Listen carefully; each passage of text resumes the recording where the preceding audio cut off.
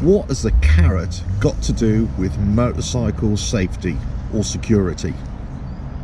Let's talk motorcycle dash cams. Catch you inside. RevelatorAlf. Hello, welcome to RevelatorAlf. So the carrot shaped like a thingy. What's this got to do with motorcycle dash cams? Well, actually quite a lot. I'm just outside the local Harley dealership here having some minor surgery done on the bike. All will be revealed in a future video. But the carrot, what are you going to use a carrot for? Well, actually, it's not the carrot itself, it's the shape of it. And this is where I would always advise people to get something shaped like a carrot before you start buying any motorcycle dash cams. And I'm going to explain why. Let's go somewhere else. Right, this is all done here, so let's get on the road and let's talk about dash cams. Right then, look, what has the carrot got to do with motorcycle dash cam? Well, I'll tell you what it is. It's all to do with it being a gauge of not only do you need a motorcycle dash cam, but also where are you going to fit it on your bike. Now, if you're riding a Harley, you're riding a naked bike of any brand, any description, hiding the cameras on the bike is going to be quite a challenge for you. So you have to start asking yourself quite a few questions. The questions are, what about the footage? Is the footage going to be usable? Is it going to be of decent quality? What are you going to use that footage for? Do you want to use it for your YouTube channel, your videos, or are you going to use it as evidence, you know, just in case something happens to you? Let's just say, as I'm using the GoPro here, the GoPro 8 is facing me, you know, do you want it so it's always visible? And that may attract negative attention from somebody. Somebody wants to come along and bash your camera, or swipe it, or do whatever they want to do. So there are lots of questions you need to ask yourself, not only video quality, but also the use, the application of a motorcycle dash cam in whatever you're going to use it for.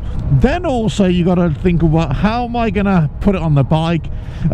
Can I make it discreet, stealth-like, or is it going to be on display? These are the questions you're going to ask yourself. Now the carrot comes into this. Most motorcycle dash cams now, whether you got front and rear cameras or just a single front camera, they usually have a bullet style cylindrical type camera.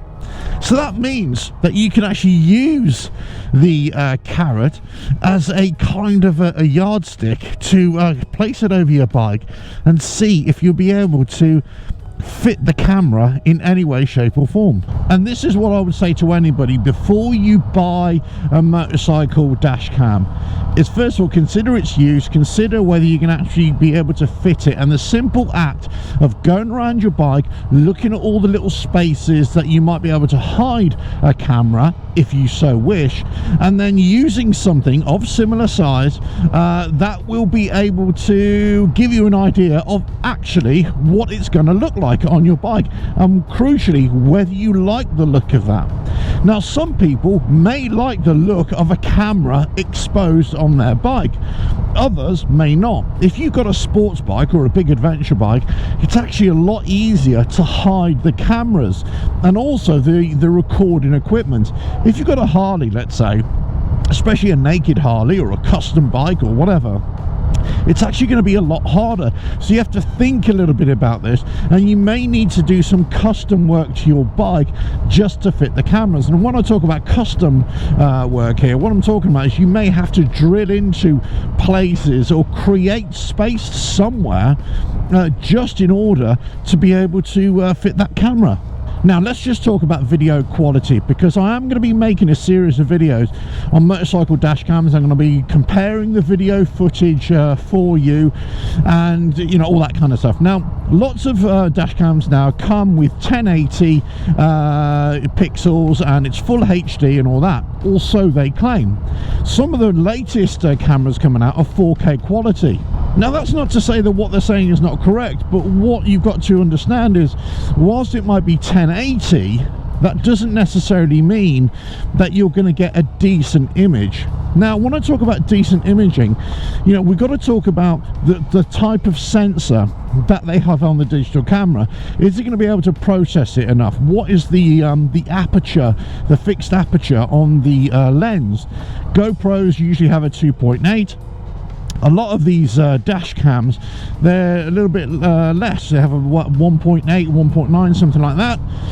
It really depends on the style. Now, you could say, well, those would be better in low light conditions, but in bright sunny days, not very good at all.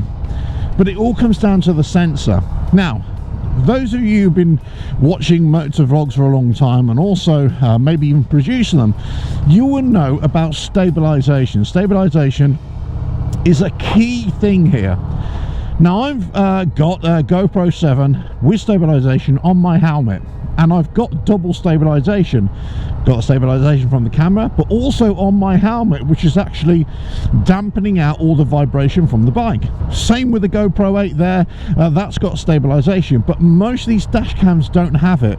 So not only may you have inferior image quality because of the sensor, and also because of the aperture of the lens, but also because of stabilization as well. So that's something that you really need to consider.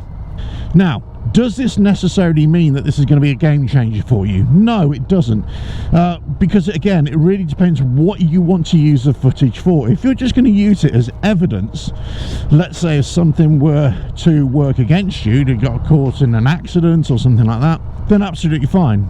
But I think you've got to also ask yourself the question is, will that footage be used by the law enforcement agencies, let's say, or by your legal team, let's say? You know, is it going to be usable to either prove your innocence or prove somebody else's guilt? That's the key thing. Now, in the UK, for example, the police do have the powers to be able to seize any camera footage that you may have, let's say, in the course of investigating a crime, let's say. So they can take my GoPro footage, and they can take any dash cam footage and all that kind of stuff, just to analyze it and see. But here's the thing.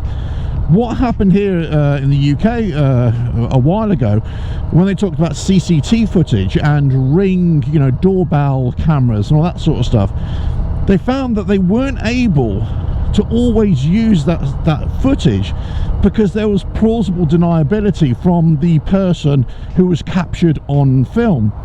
So you may have exactly the same thing. You might have the best image, you might have this, you might have that, but you know, when it comes to proving guilt, it's not necessarily an open and shut case. So again, it's about leveling your expectation of what you're going to be able to achieve with the footage. Now, we haven't even talked about environmental conditions. This is a massive issue when we're talking about recording video on a motorcycle, especially on a motorcycle, because you're open to the elements. Not say on a day like today, I would always say when you're just filming on GoPros or DJI Osmos or whatever it is, whatever camera you've got, any action cam, go out on a day like today, beautiful dry road, sunny. You're going to get the best footage that you possibly can on that given day. But as soon as you start going out in wet conditions or drizzle or rain, that gets on the camera.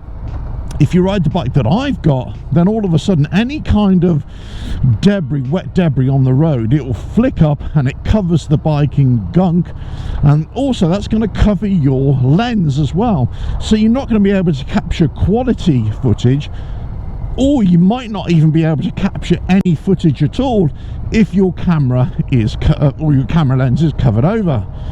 So, you know, you've got to bear this in mind. You want a dash cam that is wired to your bike electrics. As soon as you flick on the ignition or the bike is disturbed, it automatically starts recording. But if you're going out in bad weather conditions, it doesn't matter if it's automatically recording for 18, 19, 20 hours, whatever it is. If the lens is covered in gunk, it's not going to work. If the lens is covered in water or fine water droplets, you're not going to be able to use any of that footage at all.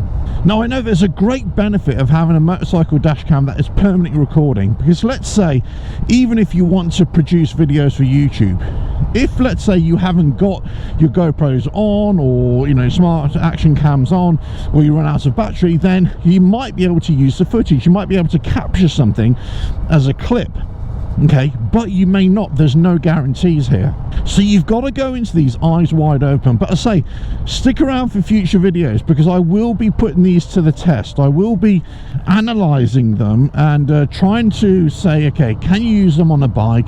Can you put them in different places? Can you hide them significantly? You know, what are going to be the issues? And I'm particularly interested in this for Harley Davidsons, but not only Harley Davidsons, all cruisers and all naked bikes, where the actual space available to hide these cameras and hide the recording equipment might be more problematic. So definitely stick around with the channel and come back and watch future videos when I put these dash cams through their paces. Now we'll be comparing the quality of each one of the lenses, and I will be matching them up, let's say, to action cams, let's say, or the GoPros, and I will be talking about different aspects. But fundamentally, on a day like today, dry and sunny, that's where you're going to get your best video footage. Then you've got to look at the expectation. What are you going to use that video footage for? Can it be used for what you want it to be used for, whether for evidence or whether for motor vlogging, whether to capture anything like that. Then also you got to look at where you're going to put it on your bike, and is it going to be usable in the way that you want it. That only is going to be stealth-like, but also will not attract negative attention as well from whomever might not like that you've got a camera on your bike. There's lots of questions to ask yourself, but the mere action of getting a carrot or something of similar size and shape and going around your bike and actually measuring up, gauging whether it's going to work for you in that sense, and going in eyes wide open with these cameras, that's going to be the best thing for you before you even spend the money. Then look at the cameras that are available on the market and then see whether they're going to work for you. Anyway, listen, I hope you found that useful. Don't forget to subscribe, like and share. Check out the website, and I'll catch you again on another video, well, coming very, very soon. I've just realised I've been riding around in circles for a long time. But, ta-da then!